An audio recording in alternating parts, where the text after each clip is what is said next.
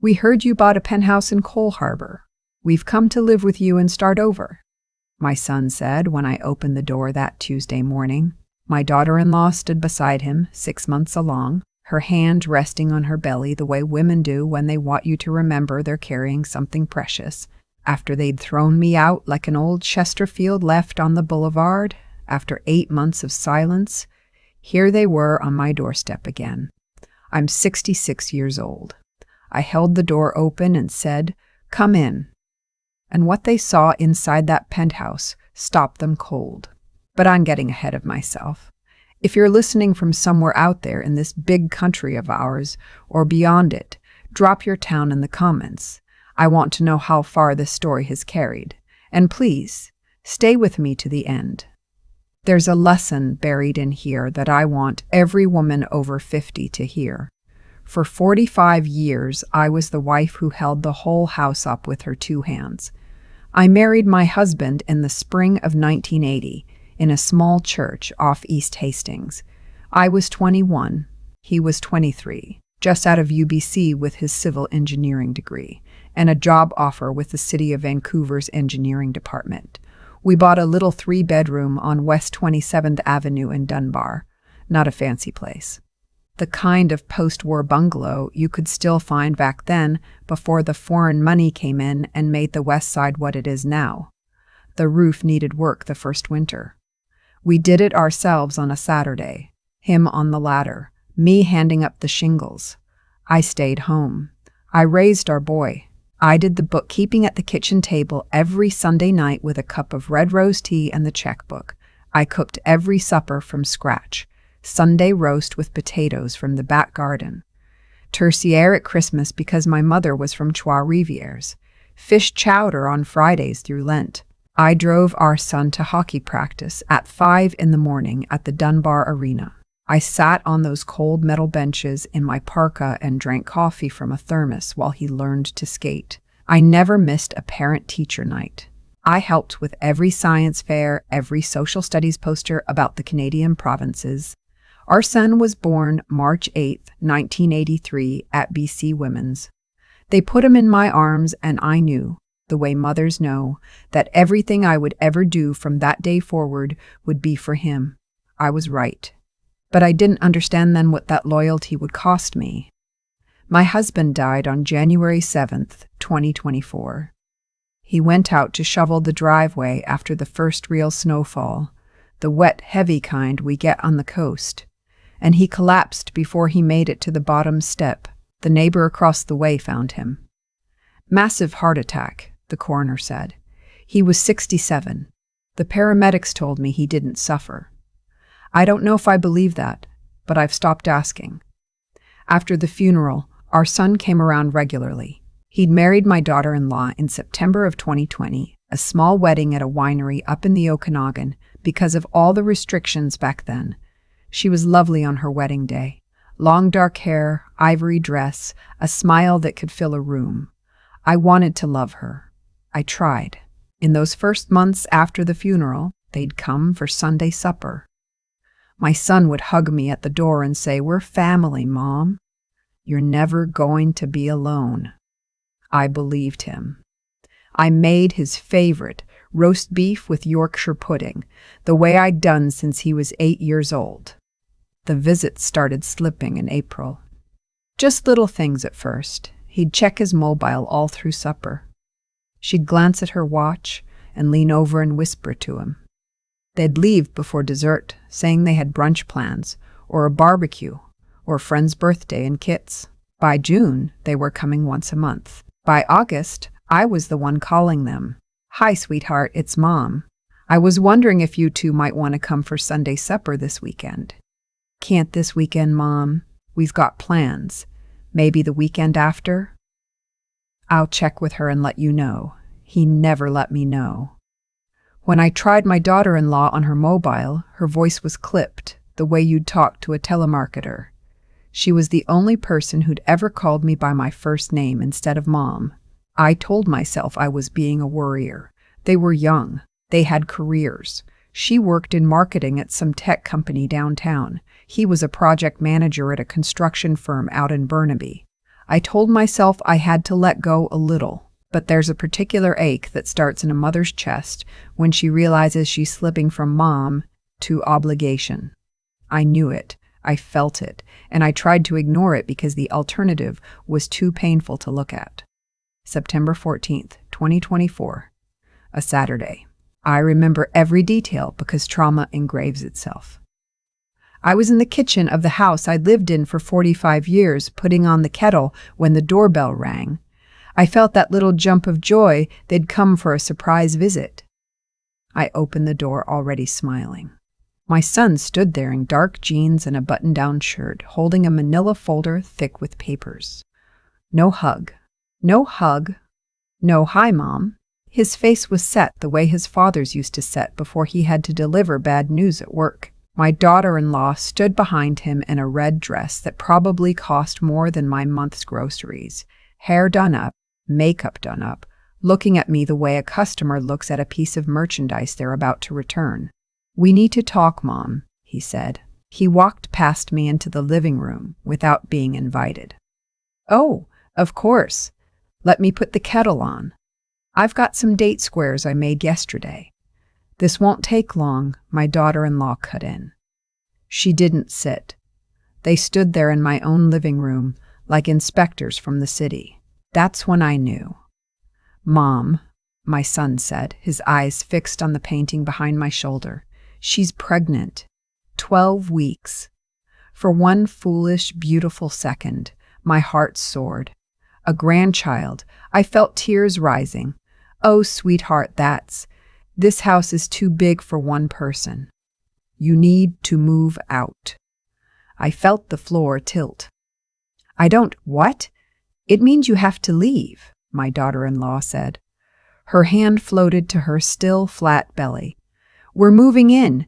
You can find yourself a smaller place, a bachelor or something appropriate for your age. I've lived in this house for 45 years, your father and I, legally," my son said, opening the folder. "The house is in my name, too. Dad added me to the title in 2018 for estate planning. Remember?" I did remember. He'd been so proud of himself for getting it done, for making it simple for me when his time came. He told me it was just a piece of paper, just a formality. I never imagined my own son would weaponize it. "Sweetheart, please. The memories in this house. Memories don't pay property tax," my daughter-in-law said, "and they sure don't help us get ready for a baby." I turned to my son. I searched his face for the boy who'd come down the hallway in his sock feet at 3 in the morning when he had a fever. The boy I'd held while he cried about his grandmother dying. "Don't do this to me. Please. I'm your mother. I gave up everything for you." She laughed. She actually laughed at me. A mean little snort, like a teenager hearing something stupid in homeroom. "Stop playing the martyr. You've been a burden your whole life. You never worked a day. You never contributed anything real. Your husband knew it. He just didn't have the guts to say so." The room went sideways. She was speaking ill of my husband in our own living room. "You have 1 week to pack your things," my son said, still not looking at me. "After that, the locks change." 1 week? Where am I supposed to? "That's not our problem," she said, stroking her belly like a talisman. "My baby needs a stable home." That word. Like I wasn't even on the family tree anymore. I tried him one more time. "Please, son, please." For a flicker, I saw something cross his face. Doubt. Maybe shame. But then she touched his arm, and whatever it was disappeared.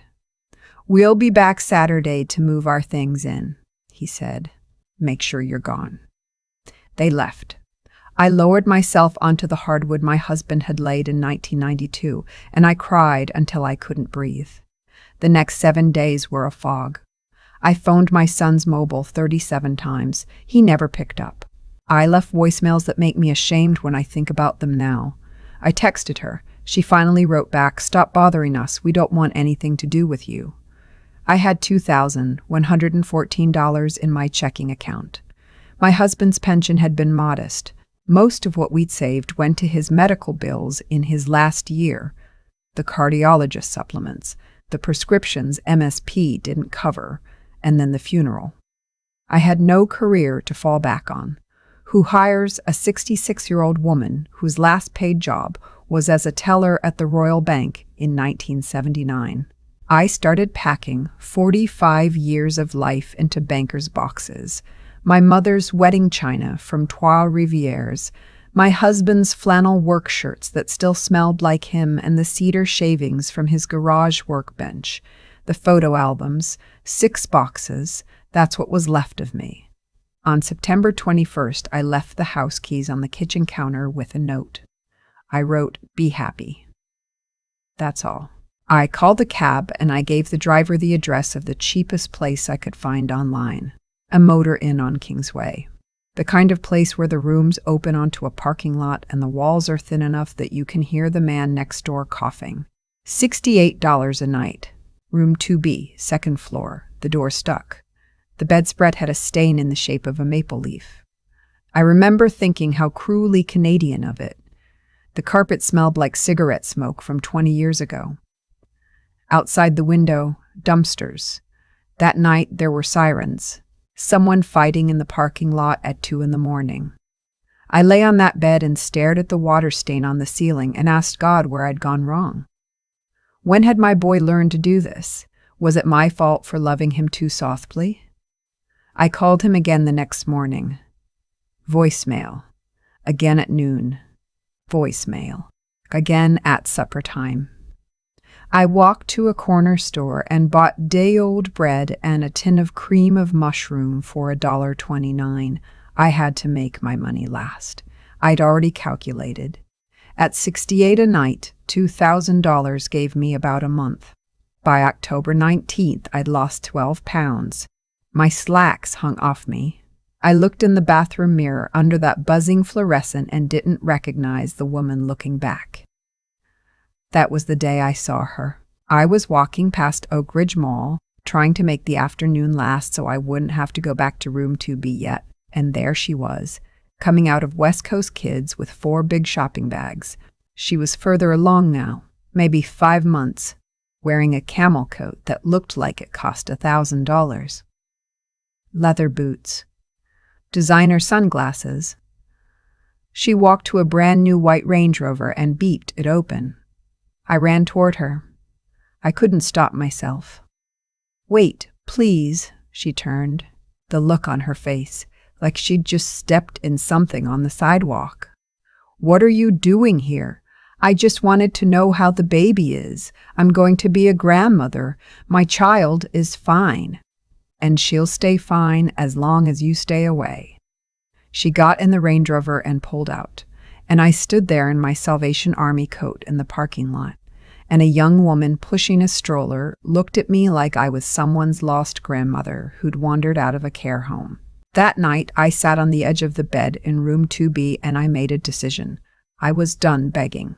If they wanted me dead to them, then I'd be dead to them. I'd find a way to live. But fate had its own plans. And my husband, my quiet, careful husband, had left me something I didn't know about. October 27th. A Sunday afternoon. I'd been avoiding one box, the one with his personal things. His reading glasses, the Maclean's magazines he never threw out, the Louis L'Amour westerns he read at bedtime. At the bottom, wrapped in old newspaper from the Vancouver Sun, I found a packet of letters tied with butcher's string. In his handwriting. My hands shook so hard I almost dropped them. "My beloved girl," the first one began. "If you're reading this, I'm not with you anymore. There are things I never told you, not to deceive you, to protect you, but you need to know now."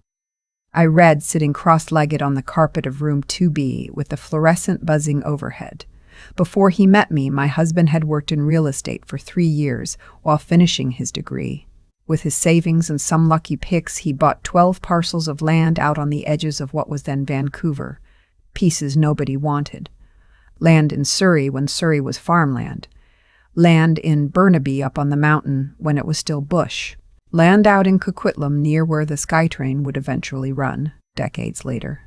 He paid between $900 and $2,600 for each. He put the deeds in a safety deposit box at TD Canada Trust on West Broadway, box 1409, and the key was taped behind our wedding photo on the dresser. "I never told you," he wrote, "because I didn't want you to worry about money that might never come to anything. But the city has grown, my love. The land is worth something now, probably much more than something. If anyone is ever cruel to you, remember you have everything you need to defend yourself." The last letter was dated June 4th, 2023, 7 months before he died. "I had the parcels appraised last week. Total value, approximately $3,800,000.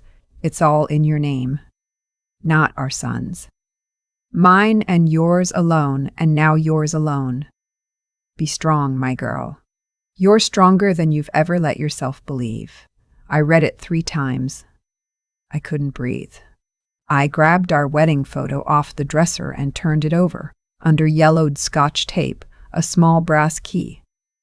I was a millionaire. I had been eating expired soup and crying myself to sleep in a $68 motor inn while sitting on a fortune. I held those letters against my chest and I cried, but not the way I'd cried before. These tears were different. They had heat in them. They had iron. The next morning, October 28th, I stood outside the TD Canada Trust branch on West Broadway when the doors opened at 9:30. A young teller asked how he could help me. "I need to access a safety deposit box, number 1409. He typed into his computer, then looked at me carefully. "May I see your ID, ma'am?" I handed him my driver's license. He studied it, then his screen, then me. He used my husband's surname. "This box hasn't been touched in 2 years. It was my husband's. He passed in January." Something softened in his face. "I'm very sorry for your loss. Your husband was a long-time customer here. Please come with me." He led me to a small private room. A few minutes later, he brought the long metal box and set it on the table. "Take your time." The lid lifted with a click that sounded like a door opening into another life. Deeds, appraisals, surveys, bank statements from an account I'd never heard of with $46,211 sitting in it, lease payments from 2 of the parcels that had been auto-depositing for years, and 1 sealed envelope with my name on it. "For my warrior," he'd written, "when you find out who you really are." Inside, a fresh appraisal dated May 2023 and a final letter. "My darling, I'm sorry I couldn't tell you in person. You'd have insisted we sell everything and give it to our son. I know you. Generous to your bones, but I had a feeling, call it engineer's intuition, that you might one day need armor. The world isn't always kind to women who spent their lives caring for everyone but themselves. Everything is in your name. Be strong. Be smart. Build something. All my love. Always." I sat in that little vault room and I made my peace with him one more time. That afternoon, I checked out of the motor inn and into the Pinnacle Hotel on Pender. $310 a night. I didn't care. Real sheets. A proper shower. A view of the harbor. I slept like a woman who'd remembered who she was. The next morning, I sat in the hotel restaurant with eggs and back bacon and a real coffee. And I opened a notebook and wrote at the top of a clean page, "Plan." I'm not going to take you through every step. It would take too long. But here's what I did. I hired a lawyer, a real estate specialist out of a tower on Burrard, with a window full of the North Shore Mountains. Quiet, sharp, expensive. I showed him the deeds and the appraisals. He looked up at me over his reading glasses and said, "Do you understand what you have in front of you? Money. You have leverage." He had the parcels reappraised within 48 hours. The Vancouver market had run hot. The total was now closer to $4,200,000. We sold 4 of the smaller pieces in areas where developers were hungry, for $1,090,000 cash, closing in 3 weeks. We set up a numbered company so my name didn't appear on any of it. 10954221 BC Limited. I called it my shield.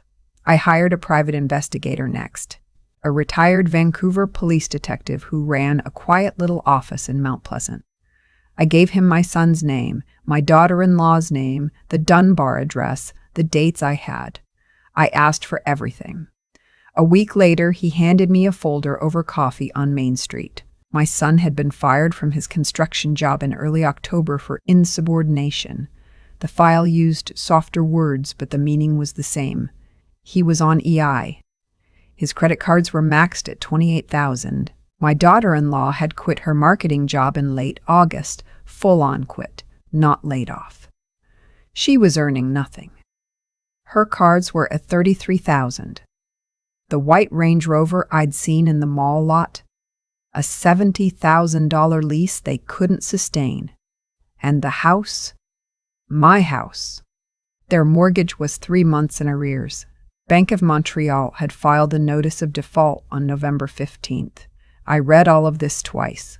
Then I asked my investigator a question. If someone wanted to buy that mortgage from the bank, how would they do it? He set down his coffee. He looked at me for a long moment. Then he gave me a name at BMO's Loan Recovery Department. December 6th, 2024. My numbered company purchased the mortgage on the house I'd lived in for 45 years. $271,000 cash. BMO took it because they wanted the non-performing loan off their books before year-end. My son and daughter-in-law had no idea. They got a routine letter telling them their mortgage had been sold to a new servicer. Just paperwork. Just the cold gears of finance turning.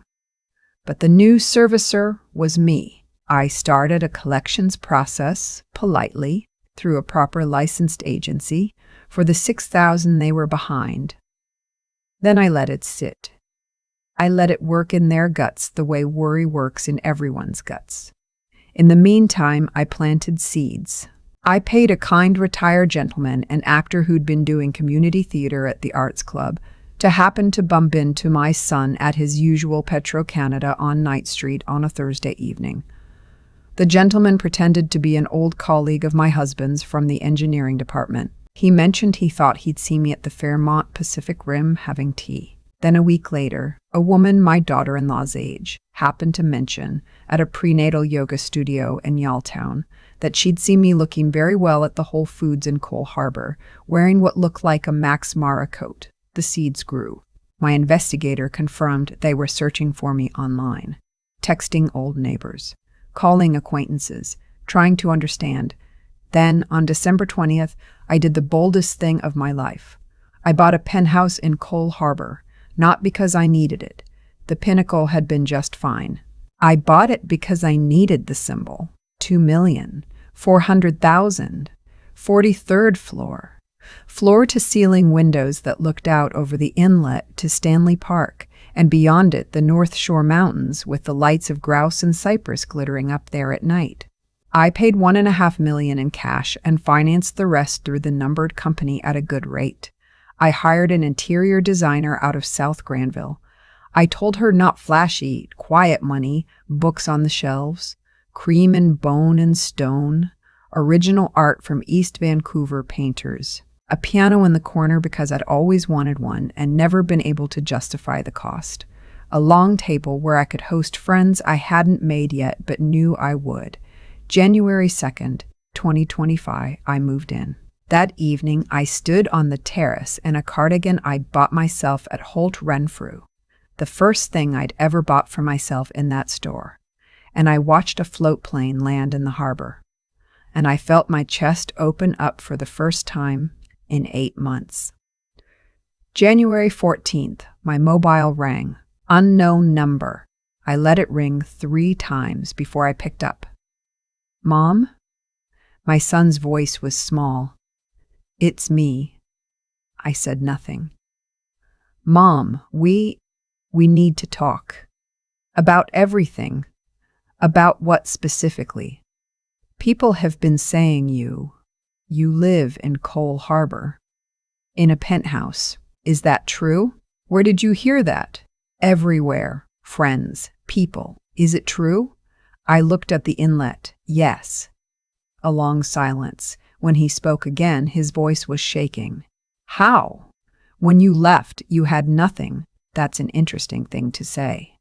You meant it then, and you mean it now. Mom, please. Things are bad.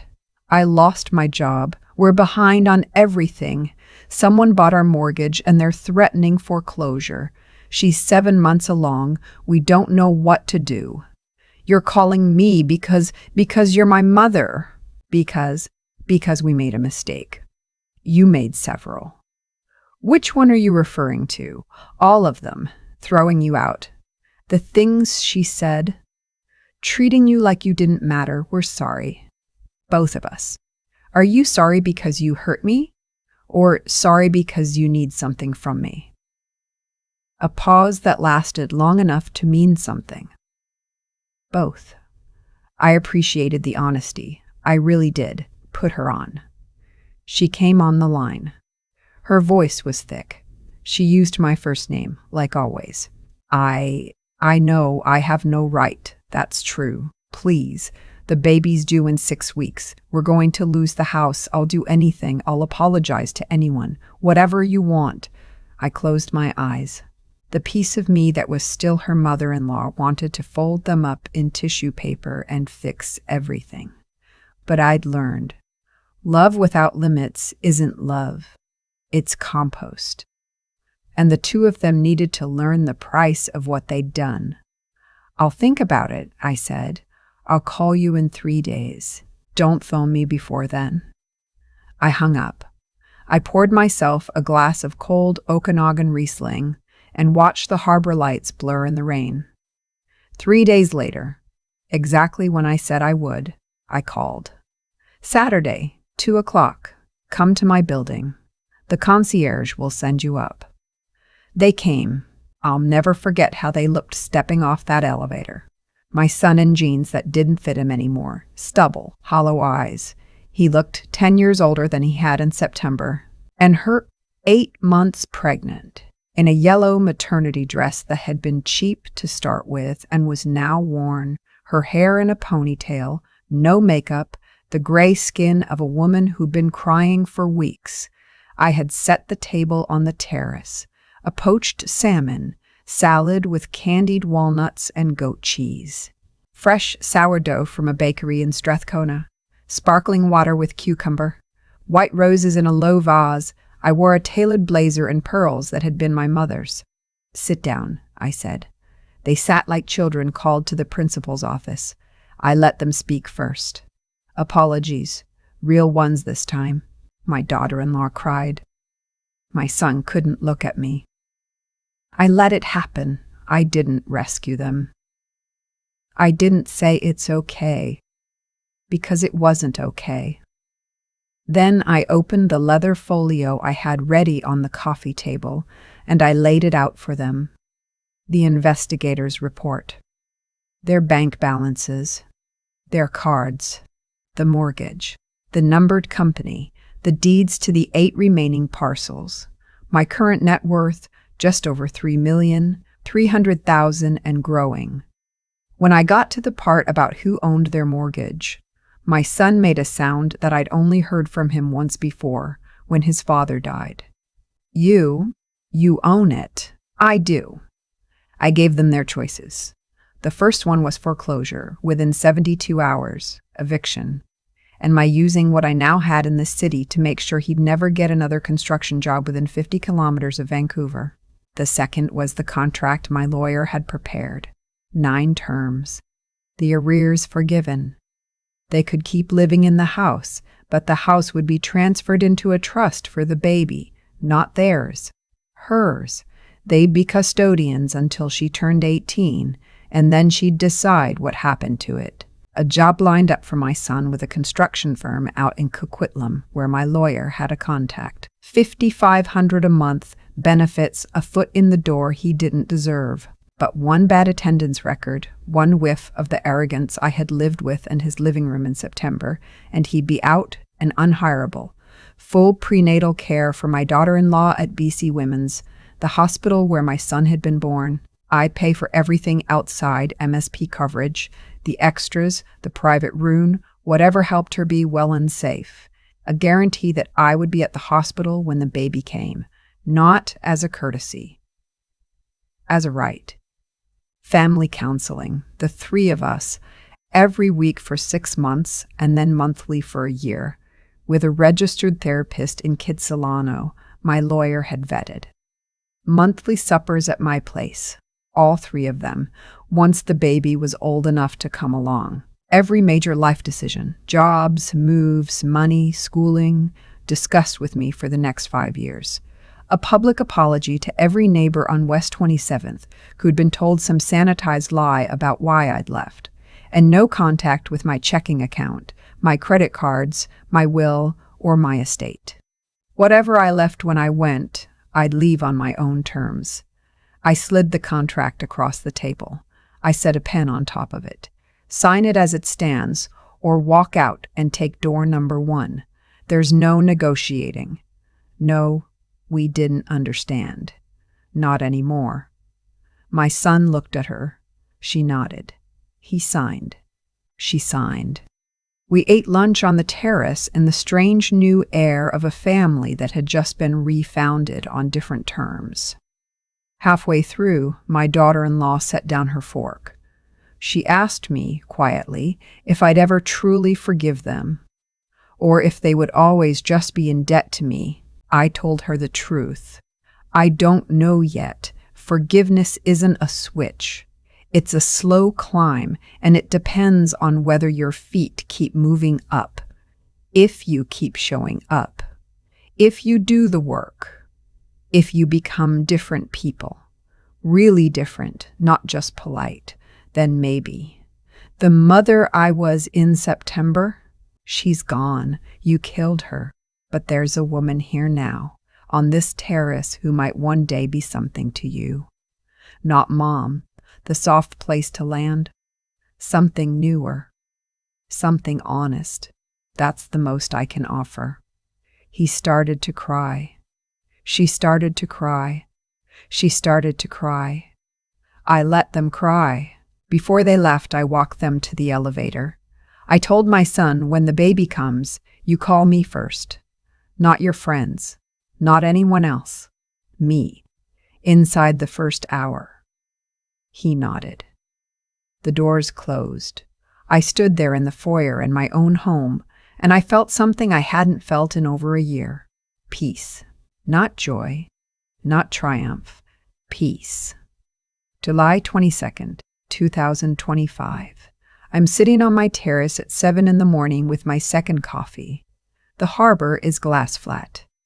There's a heron on the railing 2 units down, still as a saint. The North Shore mountains are blue-gray in the early light, and there's the smell of salt water and cedar coming up from the seawall. True to their word, my son and daughter-in-law went door to door on West 27th and told the truth. My old neighbor from across the street, a widow my age who'd known me for 30 years, phoned me afterward.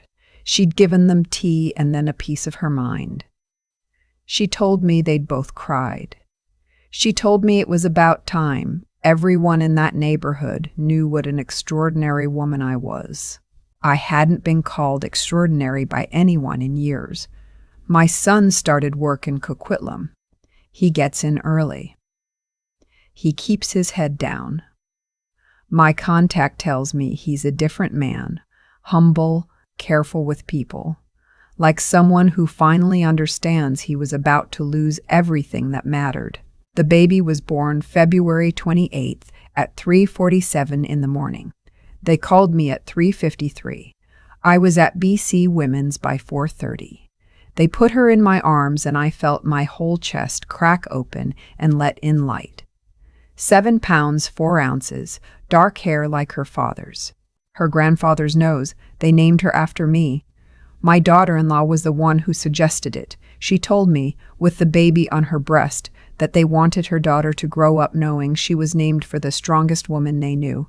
I cried in front of her for the first time. I let myself. We've been going to therapy. The therapist is a kind, sharp woman who doesn't let any of us off the hook. The sessions are hard. We've talked about things we never talked about my husband's distance in his last years, about how I confused silence for peace, about how my son grew up watching his father go quiet whenever I had a need, and how that taught him that women's needs are background noise. We've talked about her too. My daughter-in-law, about a mother who left her at 14, and what that did to her ability to trust other mothers. None of it excuses what they did, but it explains something. It gives us tools. They come for supper once a month. Sometimes the baby falls asleep on my chest on the Chesterfield. Sometimes she watches the fireplace flames with her little serious face. I tell her about her grandfather, who would have spoiled her so completely.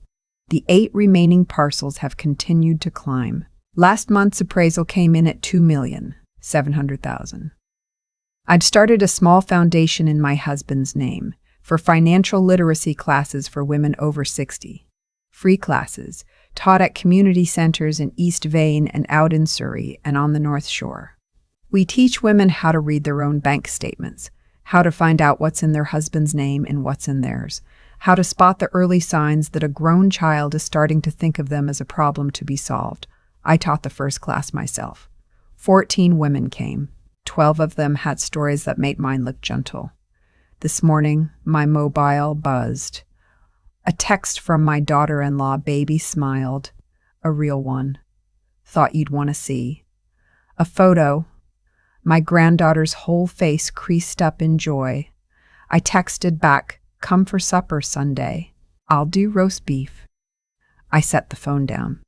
The heron lifted off the railing and flew across the harbor toward Stanley Park. I've thought a lot on this terrace about what I've learned. I've learned that 66 is not the end. It can be the beginning, if you let it. I've learned that being underestimated is a kind of armor. I've learned that loving without boundaries isn't love. It's compost for someone else's garden, and one day you wake up empty. I've learned that money is not the point. Freedom is the point. Money is just one of the doors freedom hides behind. And women like me are taught all our lives not to look for that door. Most of all, I've learned that revenge is sweet for an afternoon. But peace lasts. Peace is what survives. I stood up and walked to the railing. Below me, the city was waking. Joggers on the seawall. A sea bus crossing toward Lonsdale. A man walking a small dog past Devonian Park. I took a long breath of that clean salt air, and I thought about who I am now. Not the woman who stood in a living room on West 27th and begged. Not the woman in the motor inn with the buzzing light. Someone else. Someone my husband saw before I did. I'm a wife, a mother, a grandmother, a widow, a survivor, a neighbor, a teacher of other women, a woman with her own front door and her own keys and her own name on every deed, free.